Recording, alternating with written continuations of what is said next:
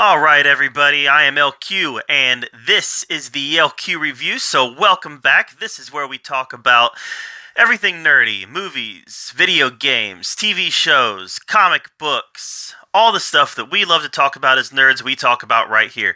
Right now, I'm going to do a movie review.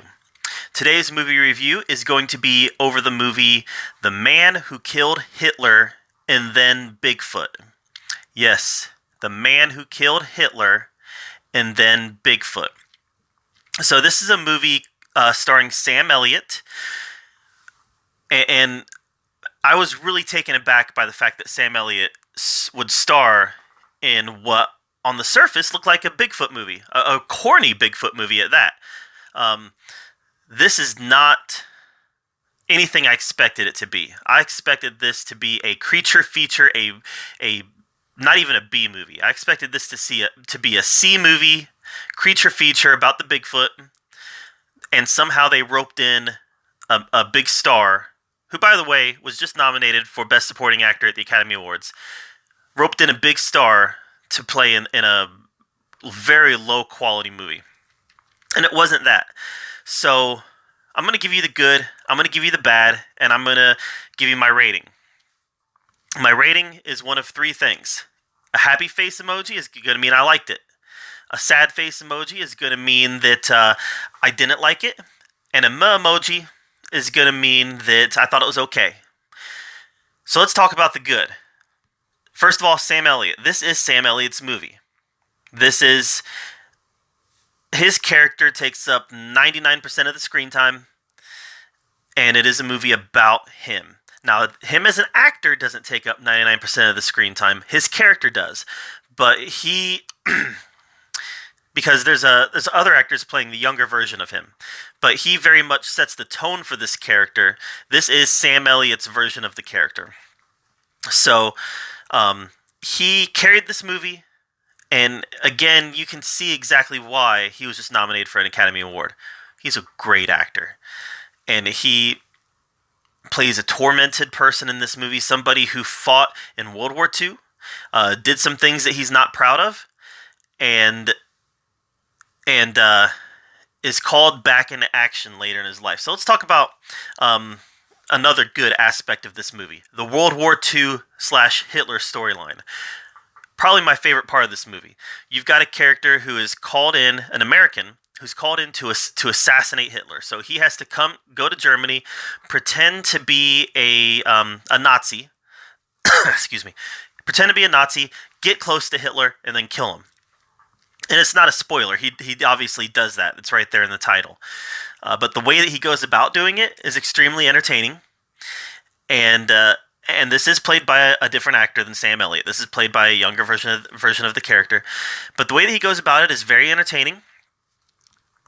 But his perspective on it is equally as entertaining. He kills Hitler at the end of the war. And he is not proud that he killed a man. Now, he understands the good that he did in killing Hitler. He understands that Hitler had it coming. And he even says that. He says, I never wanted to kill a man, even if that man had it coming. And his perspective on it is that by the time he killed Hitler, Hitler's words had grown beyond him. Hitler's ideology had grown beyond him. He wasn't killing the ideology. He wasn't killing the words. He wasn't killing the hate. All that he was doing was taking the life of a man. So I thought it was fascinating.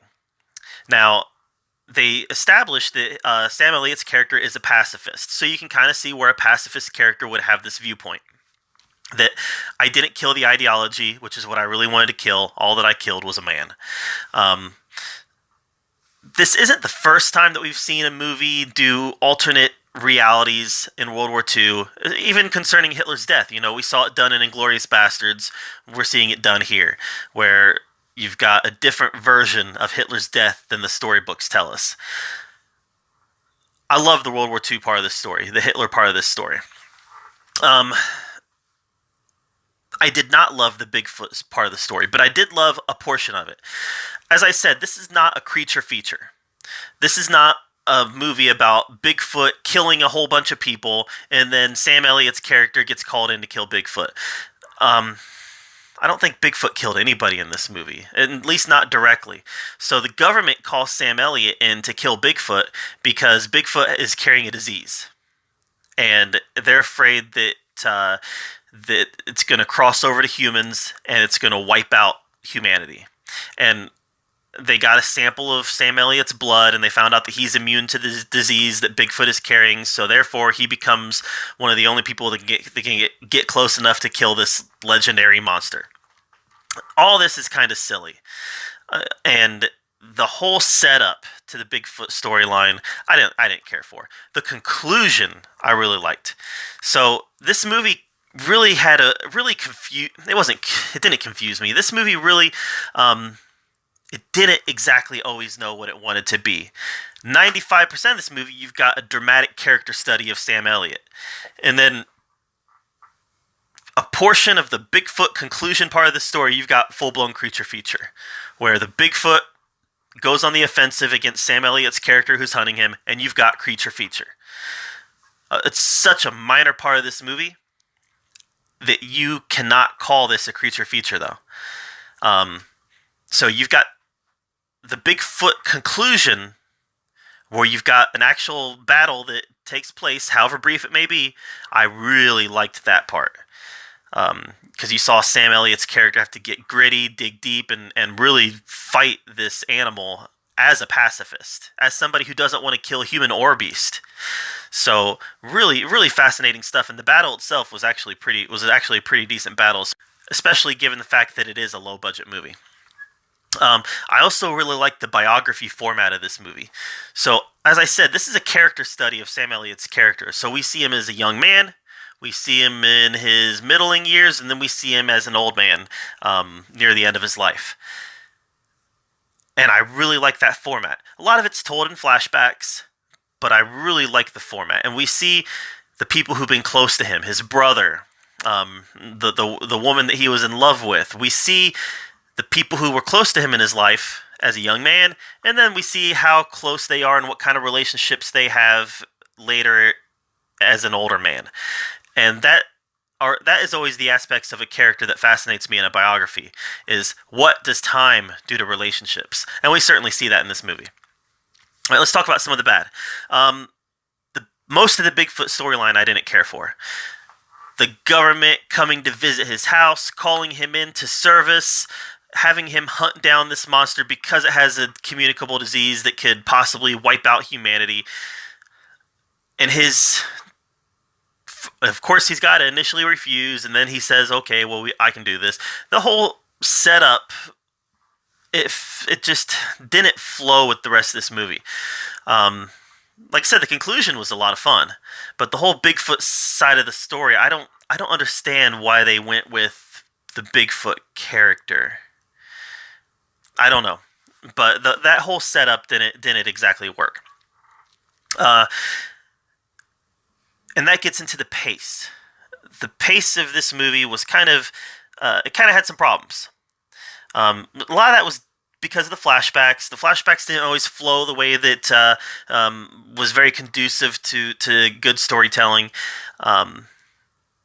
But every time this movie had any real momentum going, they would stop for a long monologue, or they would stop for some over exposition.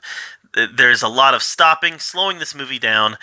Yes, it's a character study. I get that. The point of this movie was not the Bigfoot hunt. The point of this movie was the character study.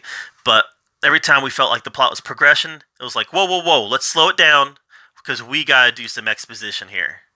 And the pacing I just didn't care for. And a lot of that, like I said, was because of the flashbacks and the different parts of his life that they were trying to tell. Speaking of the different parts of his life they were trying to tell, I was not a big fan of the romance. I didn't always get the romance. It was like they put the romance in because they felt like they had to have some sort of heart-wrenching, unrequited love in his life. And it just felt kind of forced sometimes. There was a heart-wrenching scene at the end that I won't go into spoilers of, but I felt for him. I felt for this guy. I felt as a man as somebody who has been in love, somebody who has had some heartbreak in my life, I felt for him. But it also made me not like her character. I didn't care for her character at all, especially at the end after the heart-wrenching scene. Yeah, didn't care for the romance, didn't care for that aspect of the movie. And yeah, it just felt forced. It felt shoehorned in.